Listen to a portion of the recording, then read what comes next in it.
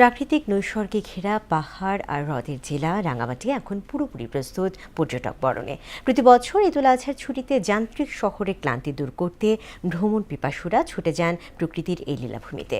আসন্ন ঈদকে কেন্দ্র করে এবারও জেলাটিতে পর্যটকদের ঢল নামবে বলে আশা করছেন সংশ্লিষ্টরা। শহরের হোটেল মোটেলগুলোকেও সাজানো হয়েছে নতুন রূপে। মহুয়া জান্নাত মনির প্রতিবেদন, জানাচ্ছেন মাহমুদ হোসেন।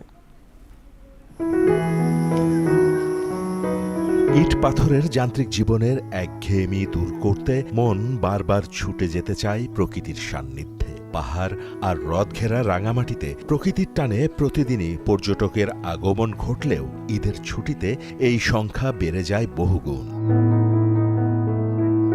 আসন্ন ঈদুল আজহার ছুটিকে কেন্দ্র করে মুখর হয়ে উঠতে শুরু করেছে পাহাড়ি এই জনপদ। পর্যটকদের বরণ করে নিতে এরই মধ্যে সব ধরনের প্রস্তুতি সেরে নিয়েছে পর্যটন খাত সংশ্লিষ্ট ব্যবসায়ীরা।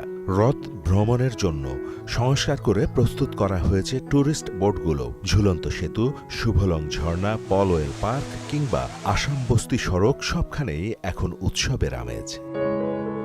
এছাড়াও প্রস্তুত পাহাড়ের ঐতিহ্যবাহী টেক্সটাইল মার্কেটগুলো ঈদে বাড়তি চাহিদার কথা মাথায় রেখে দোকানে দোকানে তোলা হয়েছে স্থানীয়দের তৈরি আকর্ষণীয় ও বাহারি ডিজাইনের নতুন পোশাক। রাঙামাটির তৈরি শাড়ি, ফতুয়া, থ্রি পিস থেকে শুরু করে যেগুলো আমাদের রাঙামাটি ঐতিহ্য বহন করে, ওইসব জামা কাপড় আমরা ইতিমধ্যে আমাদের শোরুমে তুলেছি।